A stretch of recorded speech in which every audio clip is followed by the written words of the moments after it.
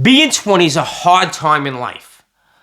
Do I go to college? Do I not go to college? How do I choose a career?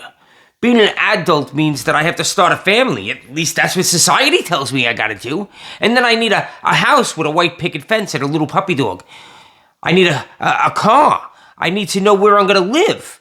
I need to know where I'm gonna work, what I'm going to do, how I'm gonna support that family. Oh my Lord, life's just so overwhelming. That's the life of a 20-year-old. As adults, we all say, oh, you got it so easy. You're so young. Because we don't see life through their eyes. We forget what it was like to be 20. My son loves to say, Dad, you wear glasses, right? Yeah, I wear glasses. Glasses are great for correcting vision, but hindsight's truly 2020. I'm like, whoa. And today I'm going to share some of that hindsight. I'm going to share 5 things that I wish I understood or knew when I was 20 to make life a little bit more easy, I guess we could call it. A little bit more better to operate in. 1, no one's watching. This is the secret, guys. Come in close. No one's watching. No one is watching. What do I mean by that? Literally, no one's watching. Like, you can go do goofy things and nobody's gonna care. Some people may say they care, but they really don't. With the exception of like your parents, maybe your real close family, nobody's watching. Your friends are gonna bust your chops about doing certain things. If that's what you want to do, then go do it. Why are you doing that for? We're young. We're supposed to be living life. Whatever it is. It's that peer pressure thing. And what they're really saying is, I don't want to see you go off and do it because then you're going to prove that it can be done. And if it can be done, then that means that I'm either lazy or I'm not good enough or I should be doing it or whatever it is. Don't worry about the people you believe are watching you. Because those people that you believe are watching you, that really aren't watching you, won't show up at your gravesite and cry at your funeral either. You know what the number one criteria is? The number one determining factor is if somebody shows up at your gravesite? Yeah, it's the weather. Is it raining out? So unless that individual that you're so worried about is going to stand at your gravesite during a thunderstorm and cry over losing you, their opinion really doesn't matter that much. Number 2, explore the world. You're young. This is when you're supposed to be going out there and exploring the world, making mistakes, seeing what really gets you excited. You're just coming out of high school, and high school, honestly, the school system, and my wife's a teacher. She has a doctorate in education. But the school system is meant to make you just a regiment worker. J.D. Rockefeller said it best. He said, I don't want a nation of thinkers. I want a nation of workers. Well, I want a nation of thinkers because thinkers are creators. Thinkers actually go out there and make an impact on people's lives. They actually get shit done. So I want thinkers. I want you to go out there and explore the world. Explore all these different facets. Get your curiosity back. How do you get your curiosity back? You ask really good questions. How's that work? Why is that there? Why did you do this in this situation or this scenario? Get your curiosity back. Learn new things. I barely made it through high school. I'm an extremely successful individual. Now, I fought my way through high school, physically and mentally, but I had to work really hard to get through high school. School just wasn't my thing. And it wasn't my thing because I had to sit in a chair and I had to do certain things. Like, I just wanted to go out there and get things done. But I was the kid that fidgeted in my chair. And I was always told, sit still, stay still, stop talking, stop moving, stop clicking. I had a pen, and I would do, right? What are you doing? Or my knee would be going a mile a minute. Constant, it still does. But go out there and get your curiosity back. Find your curiosity. Ask good questions that come from curiosity, come from learning, coming from how can I have an impact on this experience? The best way, or not the best way, but a good reminder of curiosity is little kids. Little kids go to the playground and just watch little kids play.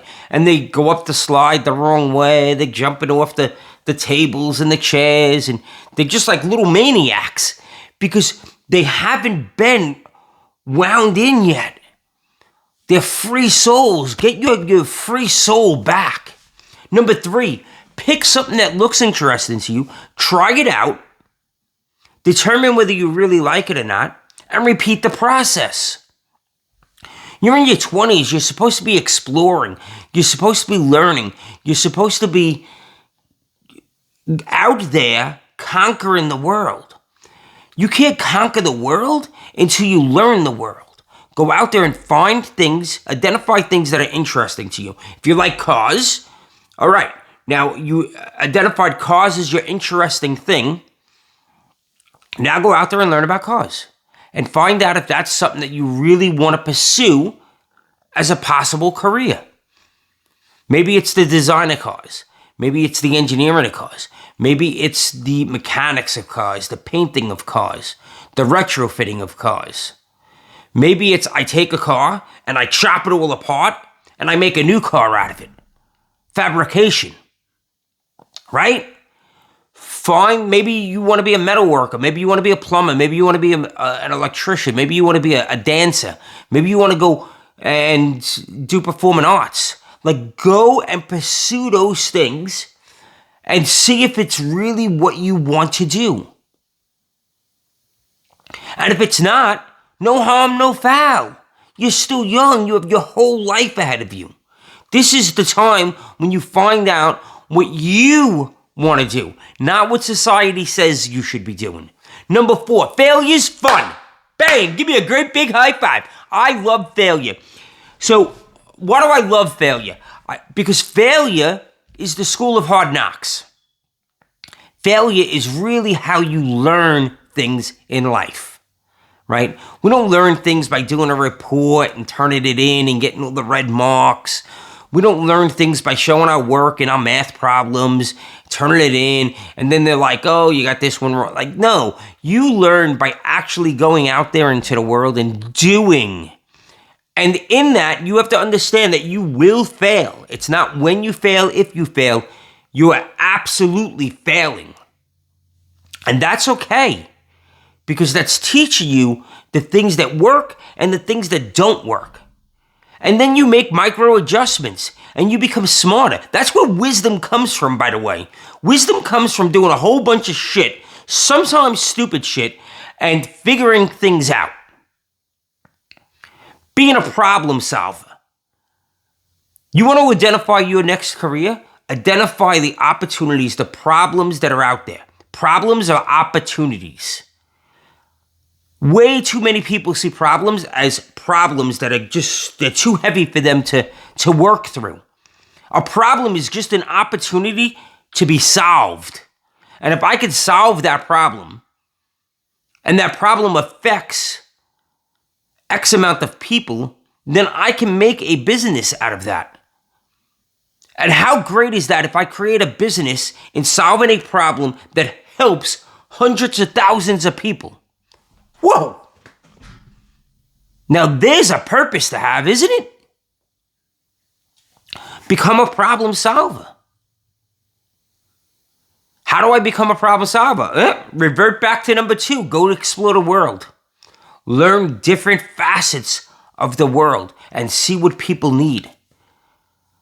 Back in the 1800s, there was a guy that actually shipped ice from the northeast of America in Pennsylvania, right here in Pennsylvania. He shipped ice down to the Caribbean. The Caribbean needed ice. We had ice. So he said, if they have a problem, ice, they don't have cool drinks.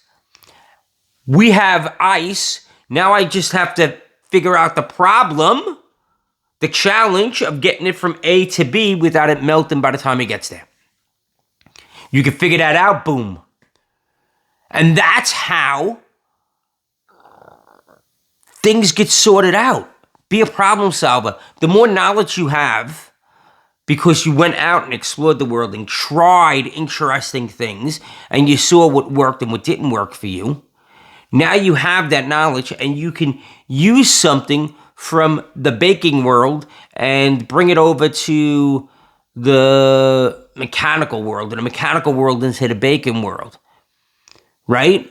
Identifying problems.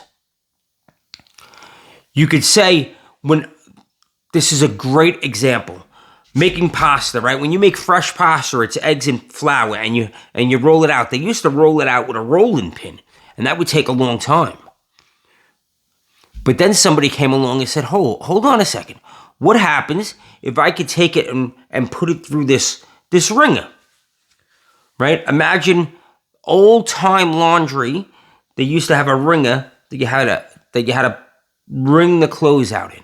And it was just two wheels, two rods, and you put the clothes in there, and it would squeeze down, and it would squeeze all the water out of the clothes. Well, maybe I can bring that to pasta making. Now they have pasta making machines. It has two rollers, and it just squeezes the dough through. And now every time you put the dough through, it gets thinner and thinner. It speeds up the process of making pasta. Using ideas you got in one section and bringing them over to another area in life is how you problem solve. My son once fixed his trumpet. His trumpet had something broken on it, and when you push down on one of the valves, it just wasn't acting properly. And he decided that he was going to fix it himself. He was in school one day, his trumpet broke, he wanted to play his trumpet. He used a tab from a soda can, and somehow he used that tab, and he finagled it, and now the trumpet works. And if he wouldn't have seen that tab, that soda tab, in a different light and said, I can apply that here, be a problem solver. Just start solving problems. See problems as just puzzles that need to be put together and solutions need to be found. And 5, and this is the biggest one. Relational over transactional. Say it with me. Relational over transactional. Relational over transactional. Relational over transactional. Being relational will always provide you with fulfillment over being transactional. To be very crystal clear here, this is what I'm talking about. And this goes for all aspects of life, not necessarily just the business world. But if I'm transactional in the business world, this is the easiest way to explain it. That's why I'm using the business world. If I'm transactional in that business world, and I just sell you a product, you come into this is a great example. I have a preschool. So you come in and you're looking for care for your child. We ask probably 24 questions so that we can learn about the child, about you as a parent, and about the family as a whole. Because we believe that we're just an extension of that family. We want to make sure that the child's going to fit into this environment, but that we can provide the best service to the child. We can't do that if we're just, all right, you want a spot? We're going to sign the spot up. It's $200 a month. Thank you very much. Have a nice day. We can't do that. The child's never going to get everything they need because we, as professionals, don't know exactly what that child needs. The parents know best what their child needs. And we're going to try and mimic as much as we can what the parents are doing. Potty time, potty training is perfect for this. So we as the professionals could be like, no, this is how it's done. This is what the books say, blah, blah, blah. And the parents could be like, yeah, but this is what's working. This is what we're seeing is working with our child. Okay, then if we can, and we, like, there's almost never a time we can't, but we mimic what they're already doing at home. And we give suggestions of what may support what they're doing at home. That's being relational. I can just take your money, sell you a spot, and that's it. But I don't want to do that. I want to provide you not only with the best service possible, but the best service that's niche to you. And I'm not going to find that out unless I build a relationship with you. And I'm not going to be able to build that relationship with you unless my mindset is what's best for the child. So that's my mindset. My mindset's what's best for the child. And that leads me to ask really good questions when a prospective client, a new family comes into the preschool. We ask really good questions. We have some generic questions we ask, but then those questions are structured so that we can start narrowing in and being laser focused on how we can best serve the child, what classroom the child will do best in, especially if they're on that age, like if they're 18 months, right? That's one of the age bridges. Do we put them in the younger class or the older class? Well, that goes upon where the child is, their maturity level, their knowledge level, their vocabulary, all of this. And if we're not asking all the right questions and building that relationship, even if you don't become a client, right? Because we're asking questions. Maybe you're not. Maybe this center isn't the best fit for you. Maybe you need a specialized program. And we've done that plenty of times in the past. Listen, we're not really the best fit for you. This child needs specialized teaching or lessons or supervision or whatever it may be.